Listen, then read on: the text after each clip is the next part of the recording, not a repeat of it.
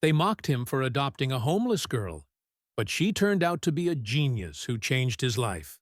He was a titan of finance, a man whose name once echoed through glass towers and investor reports. In a single week, James Reynolds lost everything: his empire, his friends, and nearly himself. But as the world turned its back, a child with paper birds in her pocket and equations in her eyes offered him something even greater than redemption: a second chance. What follows is not a comeback. It's a resurrection. James Reynolds didn't scream the day he lost everything. He didn't throw things, curse the gods, or make some grand speech. He simply walked out of the boardroom, his boardroom, and never went back. It had taken less than 6 hours for his legacy to dissolve. The media called it a controlled collapse. Investors called it fraud by incompetence. But James knew better. He hadn't been incompetent. He had been betrayed. Now, 6 months later, he lived alone in a one-bedroom apartment above a shuttered laundromat on the east side of the city. The walls were bare, save for a calendar he never flipped. The refrigerator hummed, more out of habit than necessity. It was mostly empty. Time didn't flow anymore. It settled like dust. James had grown used to silence. Not the comforting kind. The kind that echoes after people stop calling, when the only noise in your life is the creak of your own floorboards and the static of a disconnected television. Then, on a wet Tuesday evening in November, he met her. He was walking home from the corner store, clutching a can of soup and a pack of stale crackers, when he noticed a small figure crouched beneath the awning of a closed bookstore. She wore a faded hoodie and clutched a shoebox in her lap. At her feet lay a dozen paper cranes, arranged with mathematical precision. $1, she said, without looking up. Each. James slowed, frowning. What are you doing out here? It's freezing. The girl looked up then, and something in her eyes, something still and luminous, like a frozen star, made him stop breathing for a moment. She had the kind of gaze that saw through things. People still buy things they don't need, she said, if it looks like hope. He crouched down. The cranes were perfect. Not just neat, elegant. Some folded into geometric shapes that defied casual explanation. You made all of these? She nodded. What's your name? Sophia. Where are your parents? Dead, she said flatly. My grandmother's in the hospital. I need $34 for her medication by tomorrow. He stood up, took out his wallet, and pulled out 40. I'll take the whole box. Her face didn't change, but her shoulders relaxed just slightly. She reached for the money, then paused. Why? James considered that. He could have said pity, or guilt, or the absurdity of finding a child genius selling hope for $1. But he didn't. Because I need something beautiful, he said. More than I need soup. They walked together to a nearby diner. Over plates of reheated lasagna and instant mashed potatoes, James asked her how she folded the patterns. Sophia grabbed a paper napkin and a pen from the table, then started drawing. At first he didn't understand. Then he saw them, equations, but not ordinary ones. Recursive logic, probabilistic estimates, geometric sequences twisted into origami instructions. The math behind the folds. You wrote these yourself? He asked. They're just approximations, she said, as if bored. I haven't figured out how to model curvature using paper thickness yet. James blinked. You're 8. 9 in February. A pause. Then he said, almost without thinking, Would you like to stay somewhere warm tonight? She looked at him with those unnerving eyes. Are you a good person? No, James said honestly, but I'm trying. She considered that for several seconds, then nodded. That night, James made 2 phone calls. First to a former colleague, Sarah Brandt, his old systems architect, the only one who hadn't abandoned him. The second to someone he never thought he'd call again, a social worker named Eliza Farron, a woman who once handled corporate donations for orphaned children. Now, ironically, she handled children directly. The next morning, Eliza arrived, skeptical but intrigued. "You want to foster a child?" she asked, looking around the apartment with thinly veiled judgment. James nodded. "Not just foster. I want to apply for guardianship." "With what income?" "I still have my name, and I have time." Eliza shook her head, but her eyes lingered on Sophia, who was now calmly correcting a multiplication error in the morning paper's Sudoku section. "She doesn't trust easily," Eliza said. "She's been through more than you know." "So have I," James replied. Outside the window, the first snowflakes of the season began to fall, and inside, for the first time in many months, James Reynolds felt something like a beginning. When the school counselor called 3 weeks later, she didn't ask about James's finances. She asked if Sophia had ever been tested for giftedness. James leaned back in the only chair that hadn't yet collapsed under his weight. "No," he said, "but I think she tests the system more than the system tests her." The counselor gave a dry laugh. "We gave her the full evaluation suite. Math, verbal reasoning, spatial logic. She not only broke the curve, she corrected part of the test design mid-assessment. We checked. She was right." By then, James was no longer surprised. In just 21 days under his roof, Sophia had transformed the apartment from a hollow refuge into a quiet laboratory. Her room, once a neglected storage space, was now wallpapered with chalkboard paint, covered in swirling formulas and diagrams. On her desk sat an old laptop James had borrowed from Sarah, rigged with custom-installed statistical software.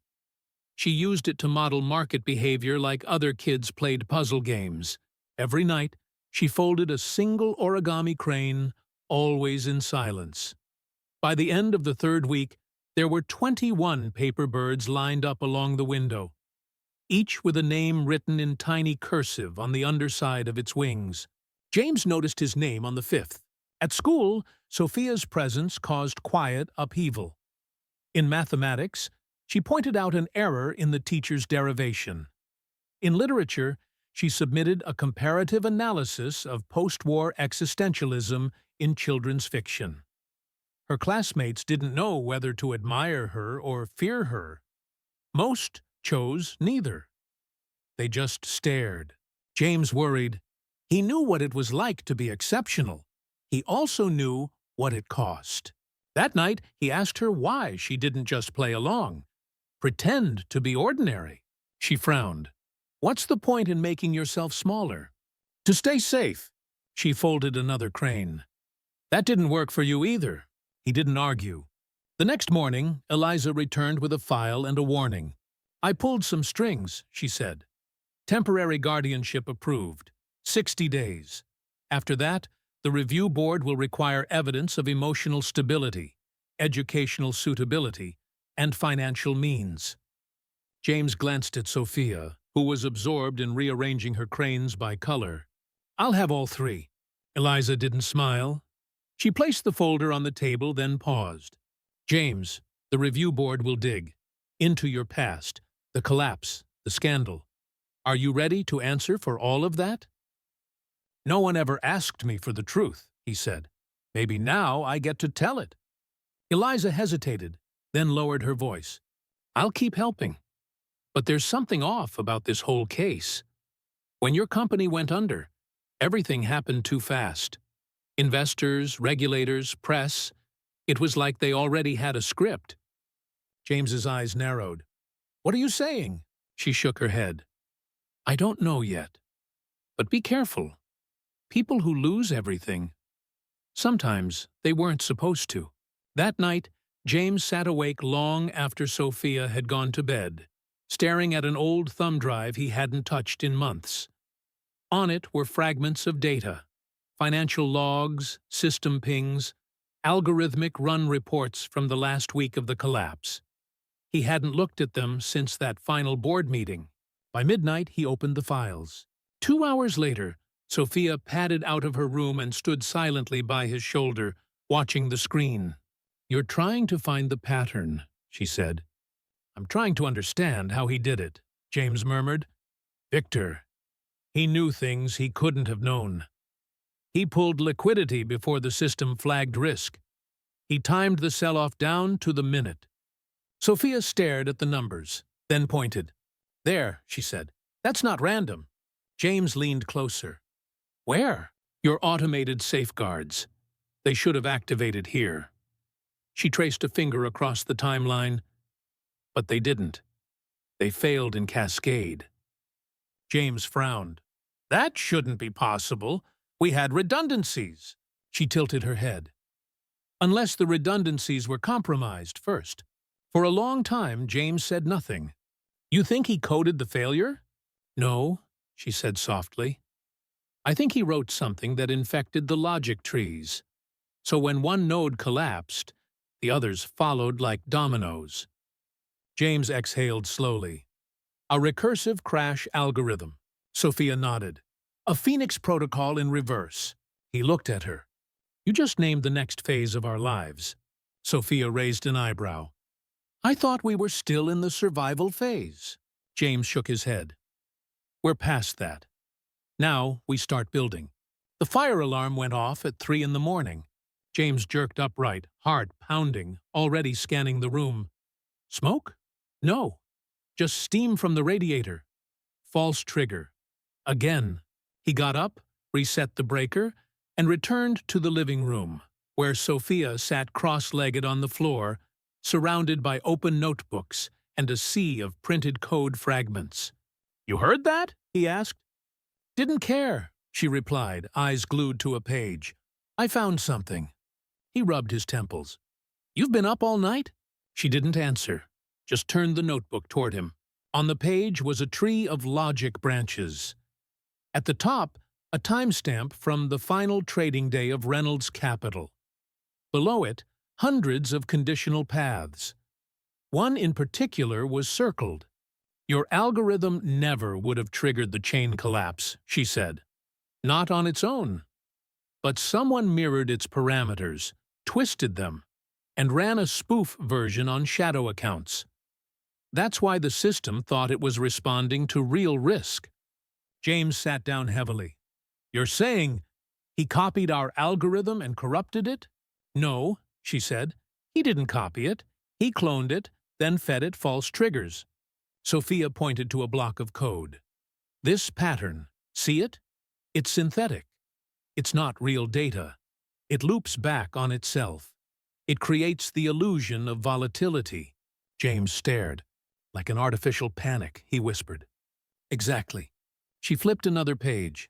"This part is worse. The final cascade? It wasn't market-driven. It was system-internal, triggered by a logic kill switch. Manual. Someone had to press it." Sophia nodded. "And whoever did used admin credentials that shouldn't have existed."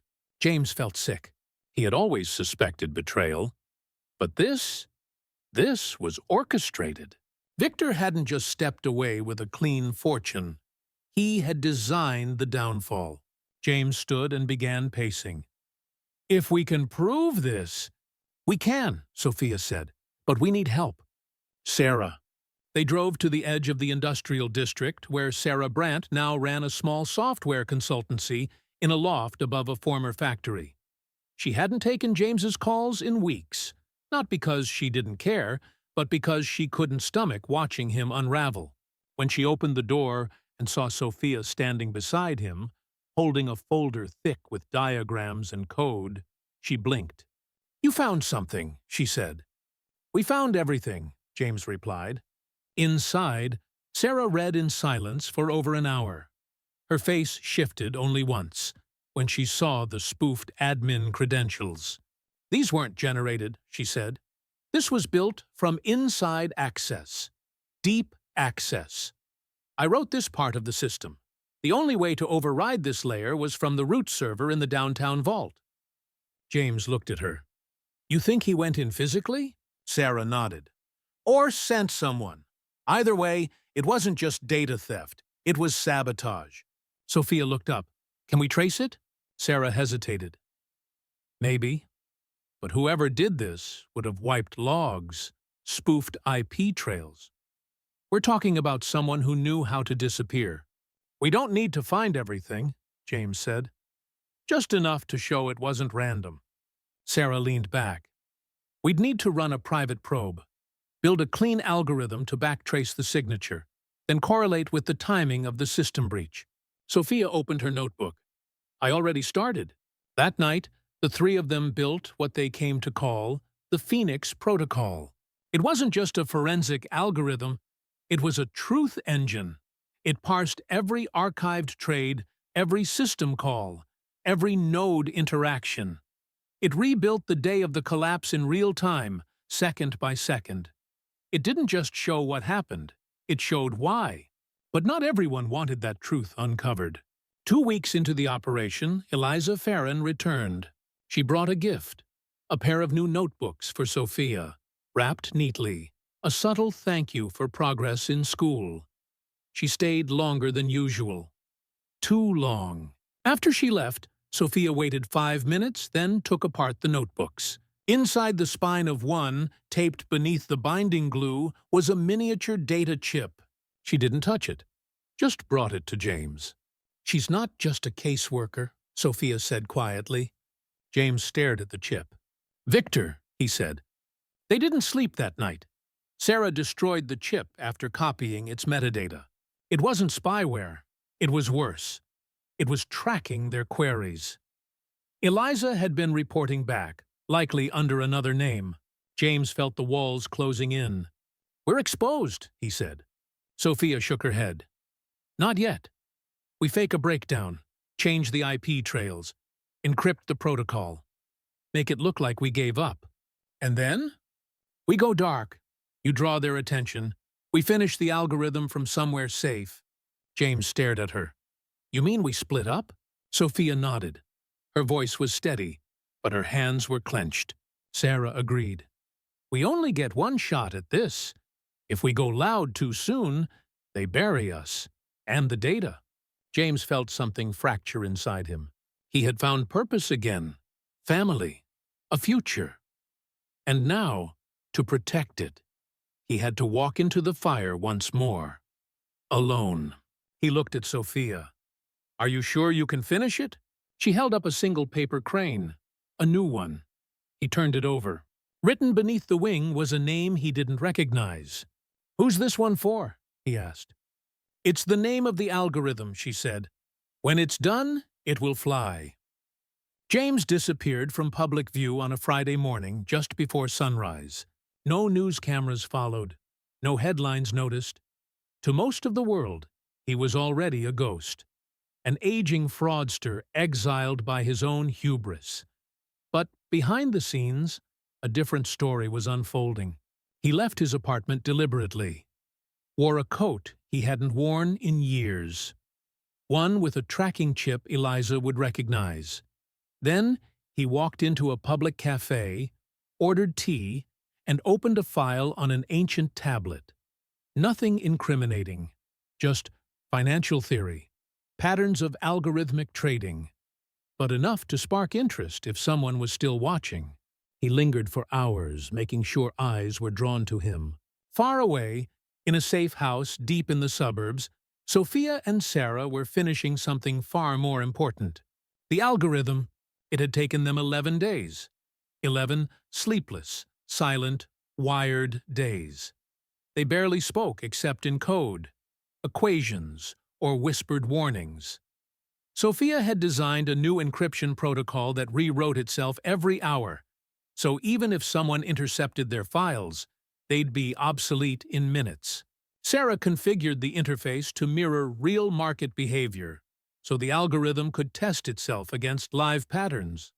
Sophia fed it historical data. James's company wasn't the only one to collapse that year. There had been 4 others, all in different sectors.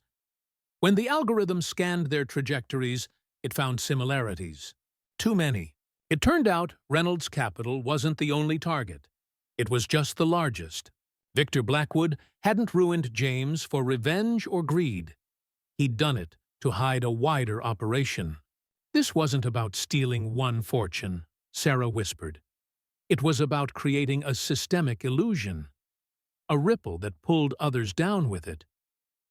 And cashing in on the recovery, Sophia added, which he knew how to time, because he wrote the fall. The algorithm now had a name, Kira, named after the crane Sophia folded the night they first built it. The one she said would fly. But even as Kira neared completion, their risk grew. Someone tried to breach their system. It happened late one night. Sarah saw it first, an unauthorized ping to their cloud mirror. The signal came from a disguised IP masked to look like a medical billing center. "It's Eliza," Sarah said. "She's tracking through Sophia's grandmother's hospital account." Sophia didn't flinch. "We burned the server. Tonight." They encrypted everything, locked the system behind rotating keys, and pulled Kira onto a secure drive. Sarah went one direction, Sophia another. James, meanwhile, staged a breakdown. He wandered into a public building 2 days later, unshaven, incoherent, clutching old financial records. He muttered about betrayal, collapse, enemies in the wires. Someone filmed him. Within hours, the footage hit news blogs. Disgraced billionaire loses grip on reality. A few of the old guard chuckled. The system had finally broken him. Victor Blackwood, now chairman of a private hedge consortium, watched the video with interest, then dismissed it, exactly as planned. While he celebrated, Sophia and Sarah moved. Carefully, quietly, step by step. They visited a professor in mathematical ethics, a retired regulator with a reputation for incorruptibility, a journalist who had once lost her job for refusing to bury a market leak. Each received a piece of Kira. Each was given instructions. Each swore silence. By the end of the week, Kira was alive. It didn't just map financial crimes. It predicted them. It visualized code sequences that matched the sabotage Victor had deployed. It translated criminal intent into patterns, traceable, quantifiable, admissible. All they needed now was to go public. But that final step would cost everything. They reached James through a private channel Sarah had kept offline for years. A device James had embedded inside a white noise machine, of all things. She activated it with a simple phrase, "The bird is ready." James replied with a time and place. A week later, a financial technology conference in the heart of the city opened with mild interest. Its panels were routine, the audience subdued, until the final hour. That's when James Reynolds walked on stage. He didn't look broken. He didn't look powerful either. He looked calm. "I was the founder of Reynolds Capital," he said. "I built a system to prevent volatility.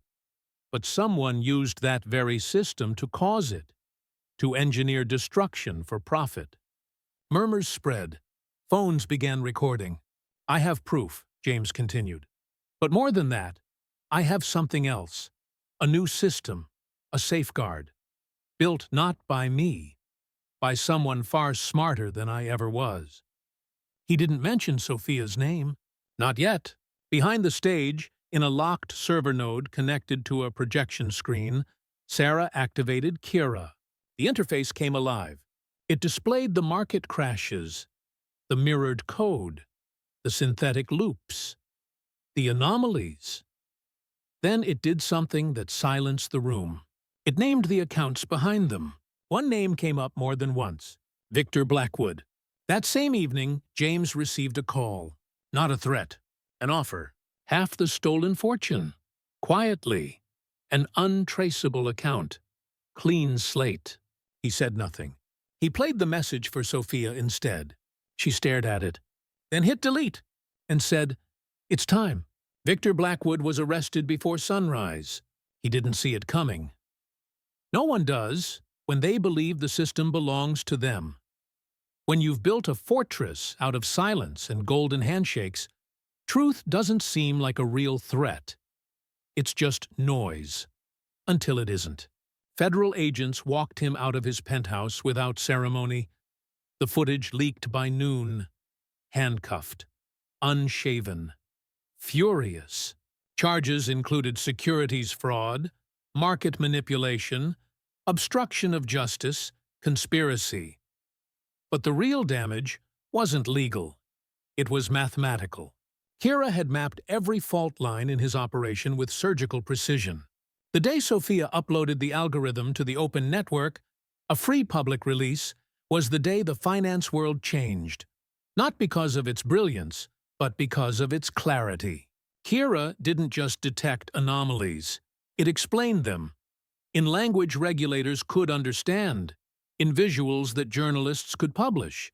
In logic that even the most hardened cynics couldn't deny. It was a firewall against deception. And the firewall had a name. Sophia. She never stood on stage. Never gave a speech. She didn't need to. Everyone who ran the algorithm saw the name of its author written deep inside the base code. A message, embedded like a signature on folded paper. This is for those who were told they were too small to matter. The fallout was immediate. Dozens of corporate executives resigned. 4 hedge funds were frozen.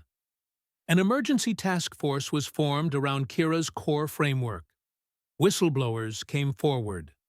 A network of corruption, long buried under legal complexity, began to collapse under its own weight. And then came the aftermath. Victor tried to negotiate, even from custody. His lawyers offered deals. His partners begged for silence. James refused all of it. "I didn't fight to get my money back," he told them. "I fought to make sure no one ever loses the way I did." Half his fortune had vanished forever. But not all of it. Quietly, as proceedings moved forward, several offshore assets were frozen and then rerouted. Some were returned to original investors. Others went to former employees who had lost their pensions. And some were redirected to a new name, the Phoenix Foundation. Founded by James Reynolds, directed by Sophia, its mission was clear. Identify and support gifted children from disadvantaged backgrounds, not for profit, not for publicity, just because brilliance should never be wasted in the dark. The foundation started small. A single room, 5 students, a borrowed server. But within 6 months, it grew. Sophia designed the entry logic herself. Candidates were admitted not based on grades, but on potential, curiosity, and resilience. And every applicant had to solve one question. What would you build if no one told you what you couldn't be? Sophia didn't stop coding. She expanded Kira's abilities, added predictive ethics, algorithmic bias detection, regulatory harmonization modules. The system became a watchdog, not just for markets, but for decisions. One bank executive called it a moral compass with source code. James didn't return to the world of finance. He didn't want to. Instead, he took morning walks with Sophia before school, taught lectures on economic ethics to local community colleges, and sometimes, when no one was watching, helped fold paper cranes. Not for money, just to remind himself that something small, something precise, could still carry the weight of something vast. One evening, long after the world had stopped talking about Victor Blackwood, Sophia found James on the roof of their building, watching the skyline. "They'll forget again," she said. "They always do." She handed him a crane. It was red. On its wing was a new name. "Who's this one for?" he asked. "No one yet," she said. "But I'm saving it for the next one who thinks the world won't notice." James turned the crane in his hands, feeling the sharpness of each fold, the certainty of every crease. He smiled. "They'll notice now.